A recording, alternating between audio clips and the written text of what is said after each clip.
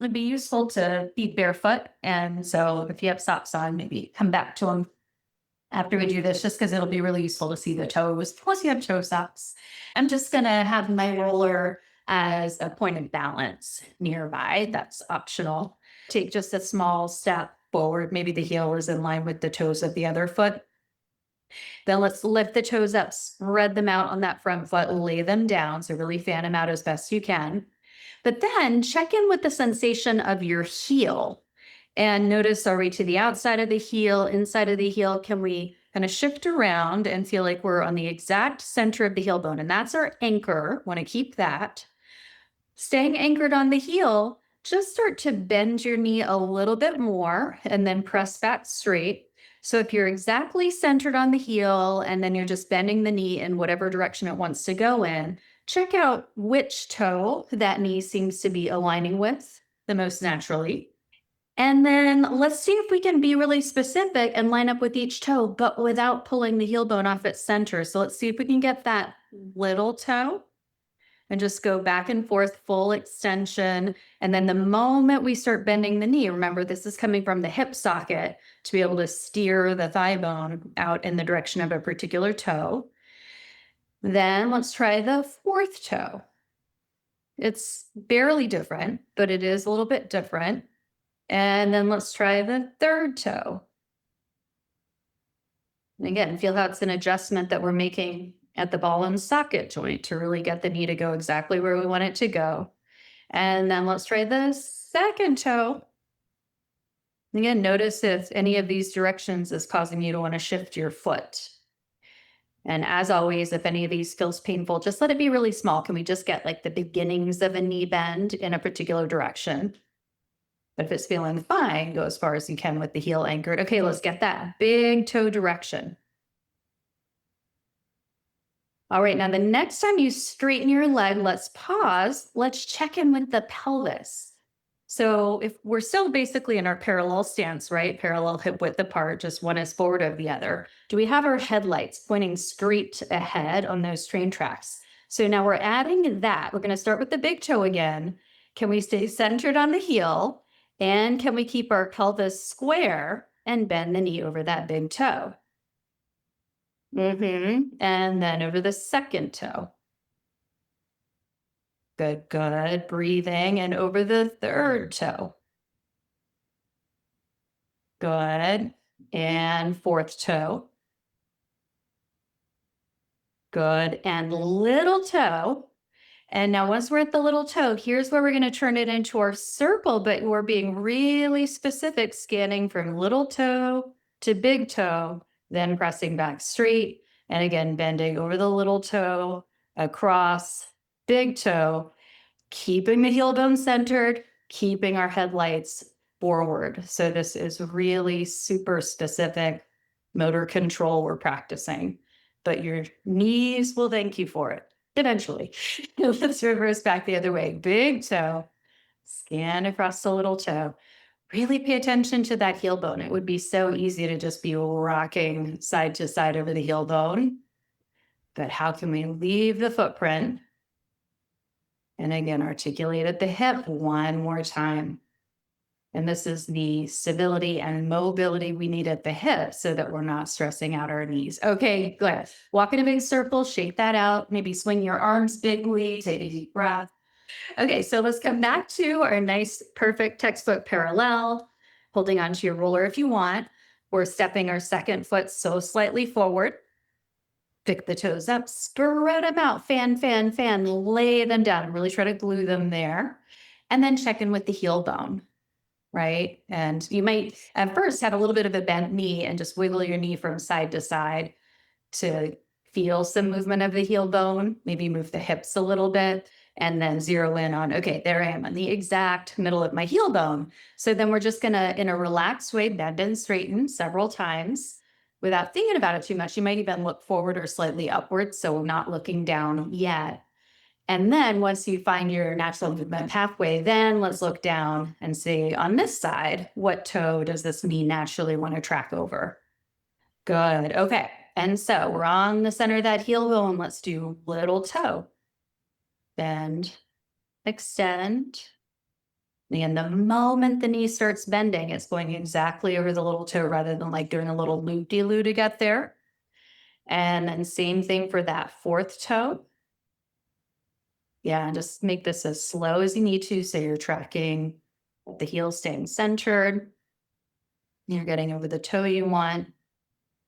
Let's get that third toe. Breathing good. Let's go second toe. Just noticing which ones are a little easier to line up with, which ones feel a little more foreign. And let's go big toe.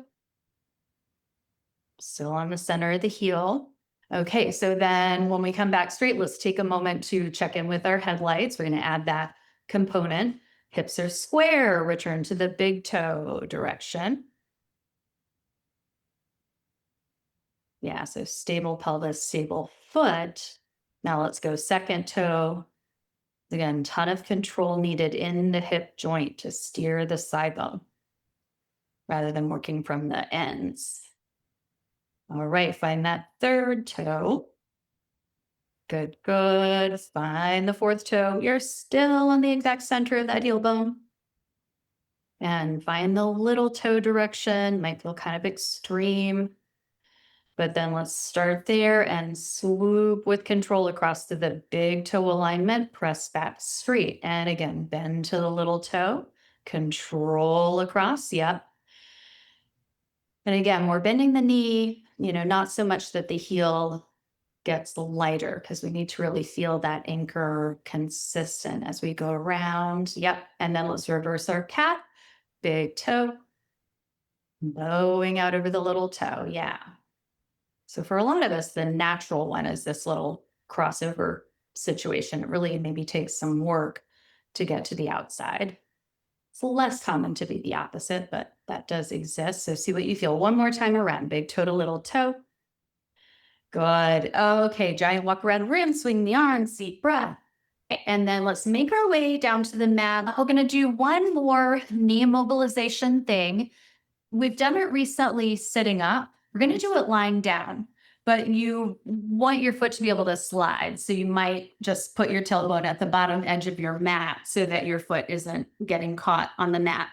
And while I'm still sitting up, I'll just show you. It's the one where the foot is sliding forward and sliding back, but we're turning it in, we're turning it out, right? So same thing, my knee is staying on its track and we're just rotating the foot, and that's creating that spiral at the knee joint.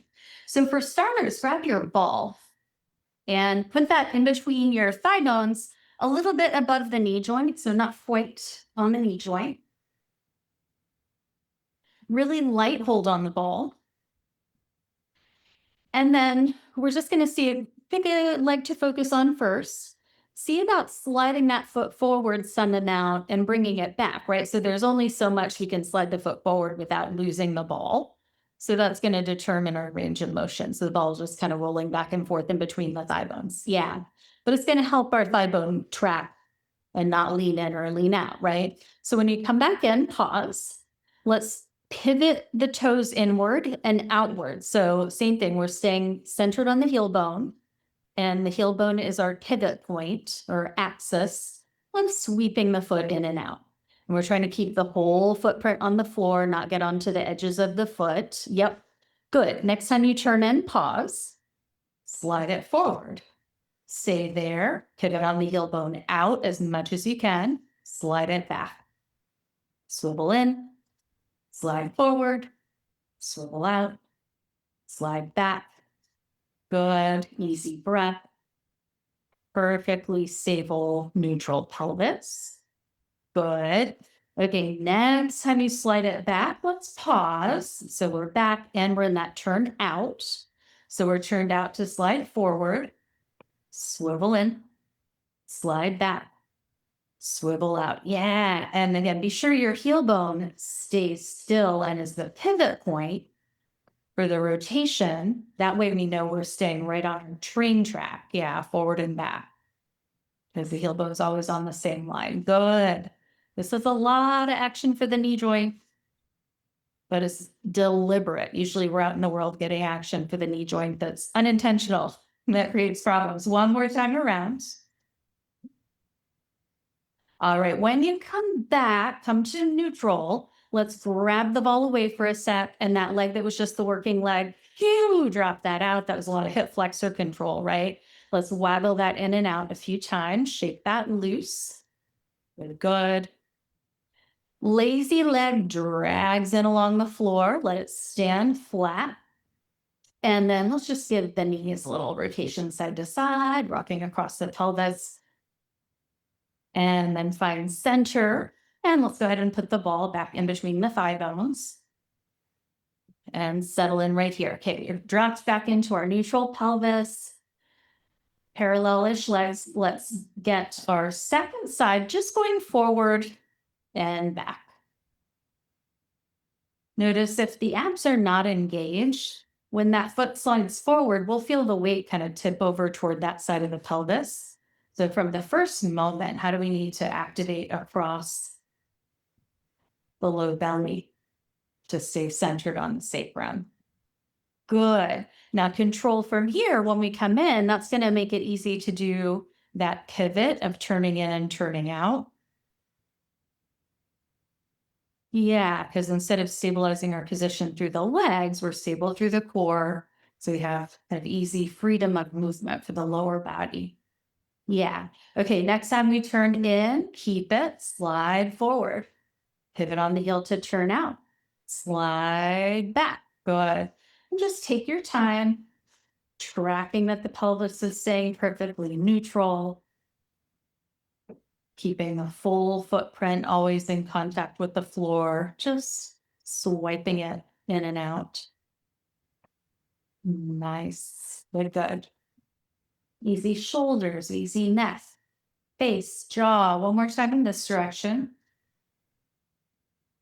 And when we come back, we'll stay turned out. See if you can turn out a little bit more. And then take that forward. Swoop in. Come back. Good. Yeah. And again, you can go much slower if this rotation is still a little bit of an odd feeling. So again, we're not used to doing it on purpose, rotating at the knee joint. Yeah, and even though the big movements in the foot, really try to feel how that means that the shin bone is actually turning relative to the thigh bone. So there is movement in the knee joint. 2 more times around.